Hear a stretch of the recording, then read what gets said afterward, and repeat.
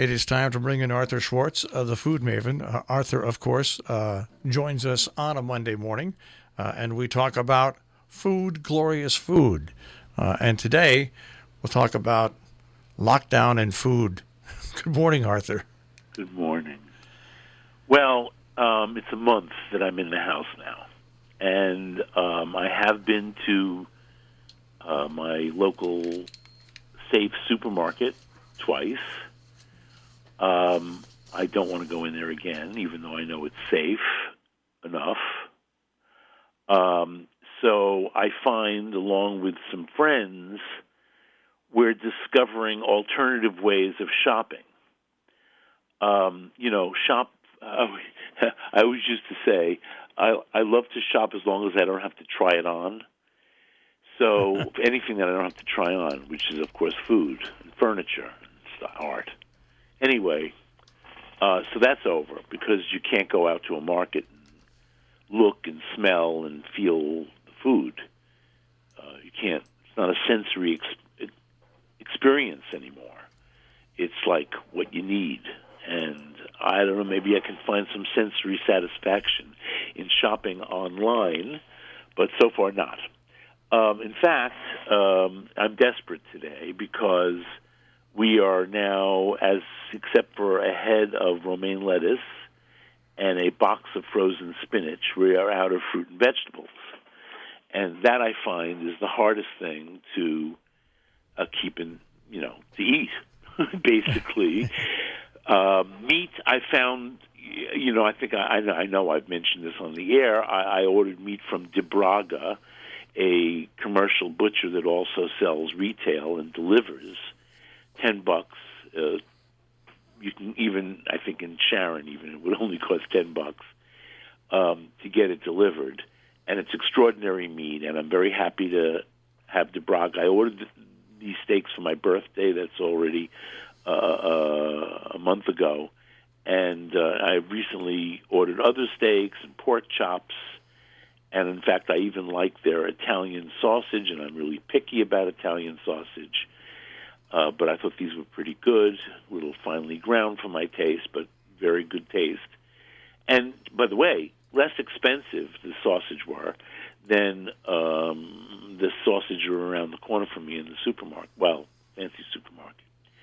Anyway, I discovered this morning a new, I think it's new, but maybe not, a delivery service called Mercato, Mercato, which is market in, I think, Spanish, but it's also in Italian, Mercato. And they deliver from stores you wouldn't, these are stores that don't do their own delivery, obviously. Sahadi, which is the Middle Eastern store on Atlantic Avenue, the famous Sahadi, which, by the way, now has a second store in what's called Industry City here in Brooklyn. That's the old Bush Terminal markets are now called Industry. For the old-timers listening, what used to be, I still think of it as Bush Terminal, but it's called Industry City. And they are delivering from some really first-class places here in Brooklyn. One of my favorite produce stores, Three Guys from Brooklyn. It used to be an Italian neighborhood, and there's another Circus Fruit 5 blocks away, which also used to be an Italian neighborhood. Now it's a multi-ethnic neighborhood, so they have all kinds of produce that you don't get in one place usually. There are Chinese people shopping there. There are Italians shopping there, Middle Easterners, Orthodox Jews. I'm scared to go there. I think people are probably keeping their distance, but you don't know. I have neighbors who've gone out to markets where they thought people were probably keeping their distance, and they were not. And the stores didn't seem to care, so we don't want to do that. Anyway, I can order, I just see this morning, that I can get a local delivery for $9. It's a very inexpensive produce store to start, so I'm happy to pay the $9 for delivery. And this is all through Mercato, and the prices I must say, that they're posting on the website are competitive with any market, truly. I around the corner I pay at least 99 cents a pound for Idaho potatoes, sometimes more, $1.09. Here they're 55 cents. So, I look at key ingredients to see what the prices are. But they also have a butcher shop that I know is excellent, Paisanos, that's in Cobble Hill, not far, so they'll deliver it to me too. They tell you, well, no, they're not going to deliver it to me, I see. You have to be within 0.7 miles to get a delivery from Paisano. Anyway, but there are markets within. I can't get a delivery from Bianqui either. Bianqui is this a really great bakery in Cobble Hill. I guess that would be Cobble Hill. My cousin Erica, the food writer, says it has the best croissant in the city. I would say it's the second best croissant. I like mine. Anyway, my bakery is closed, and I was wondering why. Because it's a restaurant/bakery, but you would think the bakery part would stay open because they were selling wholesale to some different markets. Anyway, I'm going to peruse this and see what I can find. I basically am just going to get produce probably from the market that I know and trust. It's interesting that you say that. I was in a supermarket the other day, just picking up 3 items. I had my mask on, and I did have gloves on. But this is no lie, Arthur, and this is something that comes out of a nightmare scenario. About 15 feet away from me, a guy without a mask sneezed. Here you go. And I said to him, on the food? Did he sneeze on the food? No, he was in the middle of an aisle, but I said to him, that can get you killed in a supermarket. That can, and I couldn't believe it. How did he react? He just looked at me and walked away. I just couldn't believe it. I know. Well, listen, you are in an area where there probably is not a high incidence of the virus. I don't know. I haven't checked it out. You can, by the way, find numbers of cases by zip code, I discovered, because I felt and still feel that my niece in St. Louis and her husband, who owns a delicatessen in St. Louis, are not taking this as seriously as they should. My nephew's delicatessen has remained open, and even though he usually closes for Passover, he is open for Passover because business is so good. Anyway, aside from my family, I even got a message from an email, not an email, a Facebook, I will put this in quotes, friend, not really, but somebody who follows me, I guess. And he's in Oklahoma. And besides that, this man has probably never looked at a map to know where New York even is. He lives on a different planet than we do. And apparently never even listens to the news. So there's a whole world of people out there who don't understand what's going on in places where we do have a lot of virus. Now, my particular community has very low incidence of the virus. I looked it up by zip code. But that's because we're an affluent, highly educated community where, in fact, a lot of people have the ability to work from home because they do work that allows them to do that. In fact, I have friends who, in fact, do work from home, even when there is no virus. They're, of course, getting a little cabin fever because it's hard to go out. But their work life continues as usual. As somebody who doesn't work, my daily life has changed dramatically. So, and as far as my cooking goes, it's interesting. I'm not poor, but I now understand, I think, a little bit better what truly poor people go through. Like, I had a dozen eggs. Do I use these to eat? Like, because for dinner, in fact, we did have matzah brie the other day. It is Passover. I did think ahead to buy a box of matzah before I couldn't go shopping anymore. So matzah brie. Or can I use it for baking? Or can I use, you start parceling out the eggs, because this dozen eggs has to last you a while.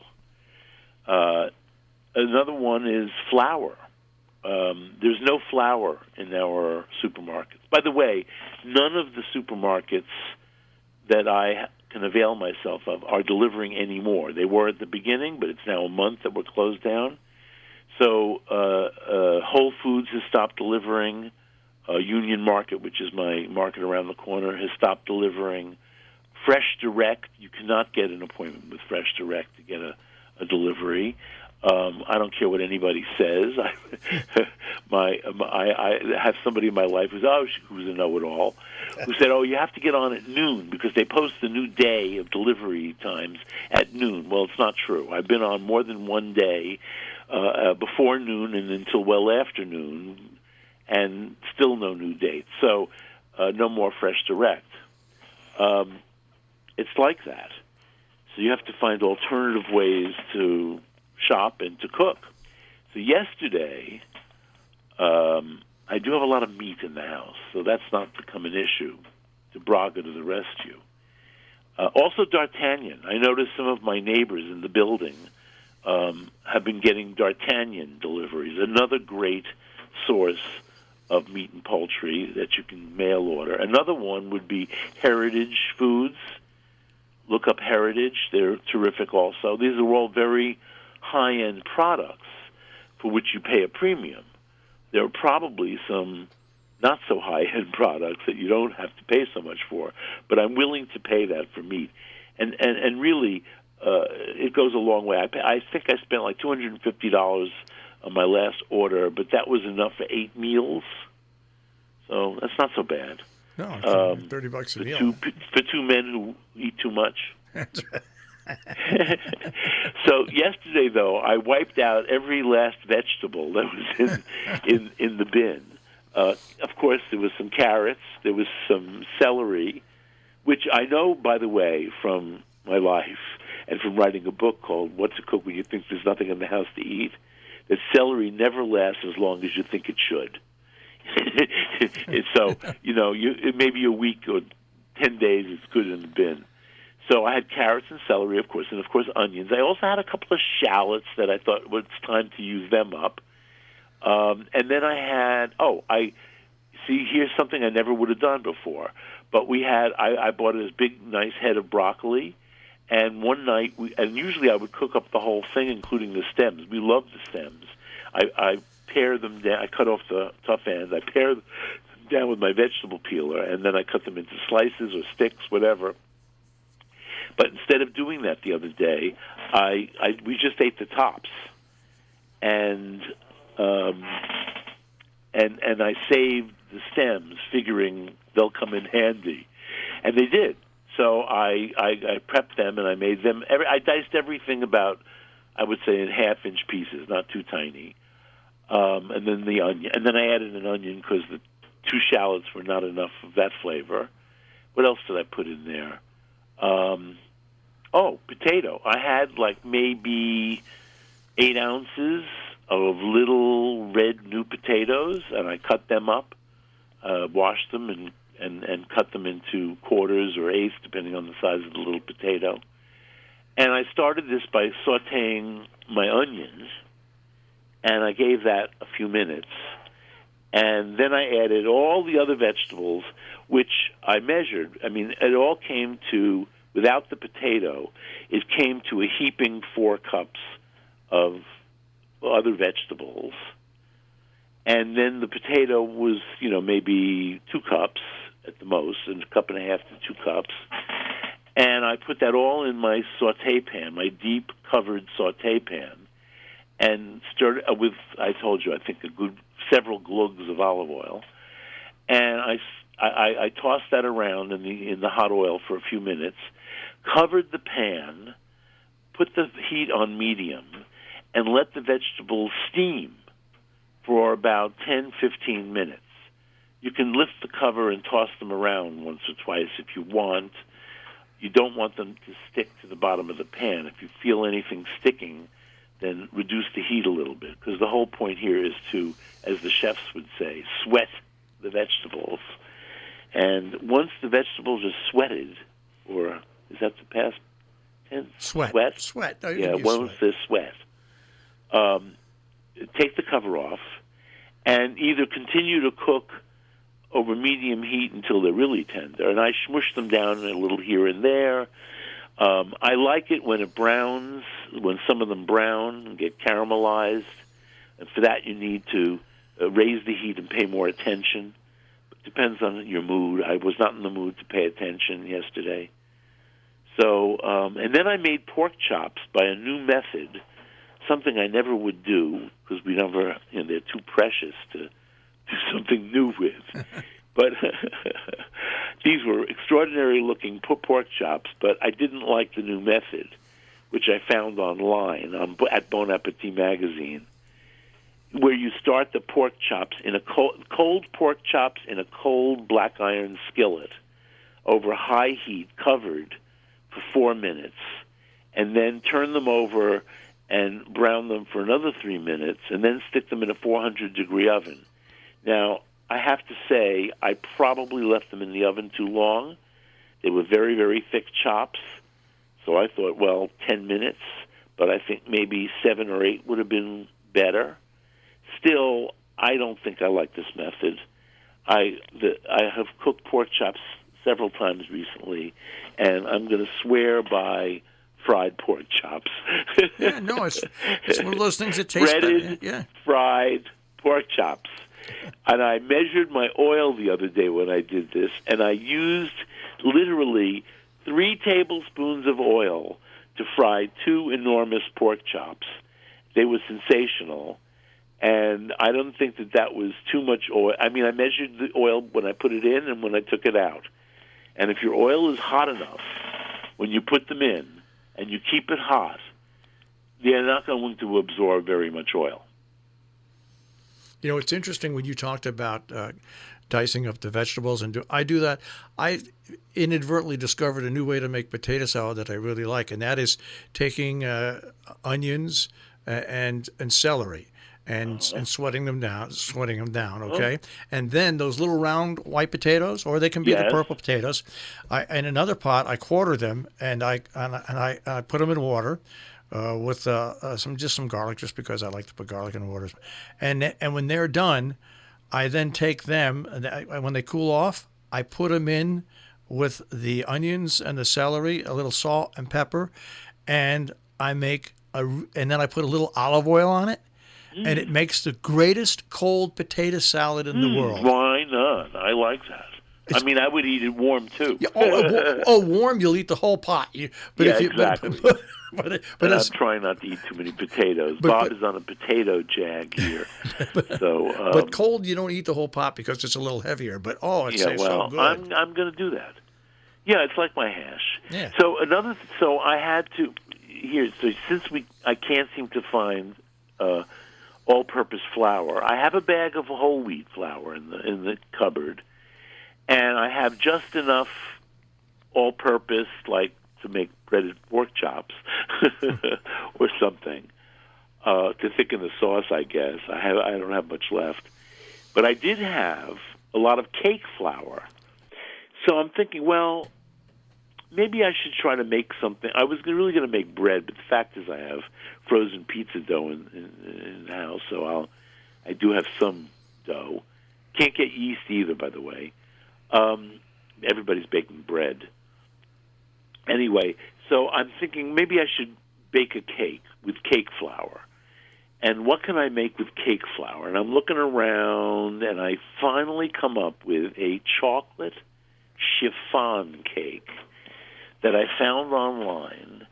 And now the decision is, do I want to sacrifice 7 eggs That's right. to make a chiffon cake? That's right. And the answer was, No. we need dessert. Yes. No, yes. Oh, okay. Yes, of course. So I made this cake, and it really is a great chiffon cake. You know chiffon cake? Yeah. Their oil. Another thing was chiffon cake only uses oil, not butter, and I didn't want to sacrifice a lot of butter for a cake either. So this had everything I wanted, ingredient-wise, except I did have to use 7 large eggs, which you separate. Now, another thing I like about this cake is, except for beating the egg whites, and you will have to beat 7 large egg whites with, 7 large egg whites, you can mix everything with a whisk. And first you're going to make the chocolate flavor, which is a half a cup of baking cocoa. Well, a half a cup of cocoa. By the way, this is a British recipe, so some of the ingredients are looking British. I'm not going to even tell you. I'll just tell you in American. So you take a half a cup of cocoa. I happen to have some great cocoa in the house, so I use my great cocoa for this, a half a cup, and you dissolve it in 3/4 of a cup of boiling water, and set that aside to let it cool. It's going to be like a chocolate syrup. And then combine the dry ingredients, cake flour, 1 3/4 of a cup of cake flour, 1 3/4 of a cup of sugar, and by the looks of this recipe, I knew it wasn't going to be too sweet, and in fact it was not. 1 1/2 teaspoons of baking soda. Now, somebody's going to say, you don't mean baking powder? No, I don't mean baking powder. I mean baking soda.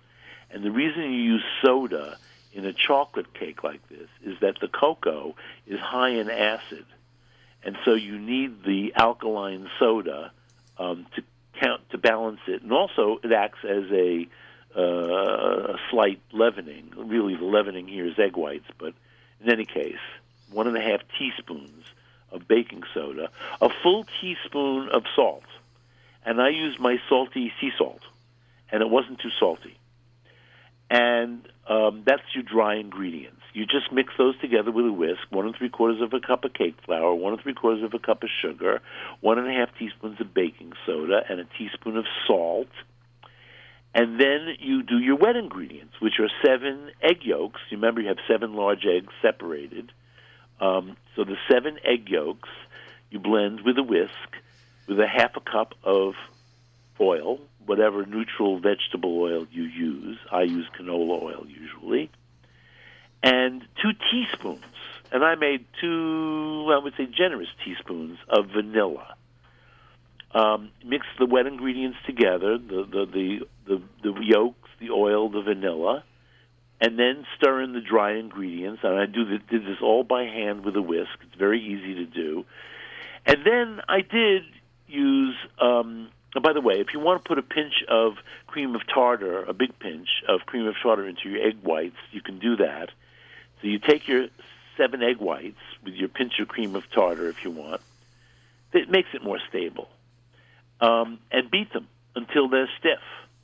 And that means until you can turn the bowl over upside down and the egg whites don't move. They're really stiff. And then fold, and now, by the way, you really do need an enormous bowl to do this in. It's not your normal large bowl because there's a large volume here of egg whites and batter. So fold carefully your egg whites into the batter. In fact, I poured the batter down the side of the bowl with the egg whites and then did my work. I might do it the other way around next time. I don't think it matters. It might be easier to just put the egg whites on top of the batter and fold them in. But carefully fold them in. You still there? Yep. Oh, I just dropped the phone. And that's it. This goes in an ungreased, not greased, 10-inch tube pan. Do not use a bundt pan that is crenellated. It will be impossible to get this out. What you need is a smooth-sided, and I have this. In fact, it's my Passover pan mainly because I bake my, I have to say, famous Passover walnut torte cake in this pan. But you put it in the pan, ungreased, and put it on the lowest rack in a 325-degree oven. It's a slow oven for at least an hour. I found mine took about 64 minutes. But at least an hour, could be 64, 65 minutes. As soon as you take it out of the oven, turn it upside down. Now, my pan has legs because it was meant to be turned upside down. If your pan does not have legs, we're talking about a tube pan here. Mine's a removable bottom tube pan. Which, by the way, is, I think, an indispensable piece of baking equipment. I do a lot of things in that, and I have different sizes. Turn it upside down. But what my grandmother used to do when she had these pans, and I still have them, that don't have the legs, is you turn it upside down on a bottle. And you want to cool it upside down. It won't fall out, don't worry. Once it's cooled, you can then take a very sharp knife and go all around the perimeter of the pan. And if it's a false bottom pan, it'll pop right out. I don't even attempt to take it off of the tube in the middle until I've taken out several slices. It's a homey cake anyway, because it's a mess if you try to remove it from the tube without having a few slices off already. But again, you use a long, sharp knife. By the way, this cake recipe came with an icing recipe, which I didn't use, and I'm glad I didn't because we don't like super sweet things. But if you like a really sweet, this is not a super sweet cake. It's a very chocolatey cake. It's fluffy. It's a little chewy. We both thought it was a little better on the second day. You know, you won't be able to resist it the first day, but wait till the second day. You probably get 15 or more servings out of this cake. It's a big cake. It took us several days to finish it, even though we loved it. And the icing that they give you is a butter sugar icing. It increases the sweetness exponentially because for a third of a cup of melted butter, you stir in 2 cups of confectioner's sugar, 2 ounces of melted unsweetened chocolate, vanilla, hot water. I don't know. One of these days I'll try it. It really looks like a good buttery glaze. And you pour that over the cake, let it drip down the sides. It's a real pretty sight. And I'm sure delicious. So that's my coronavirus baking experience.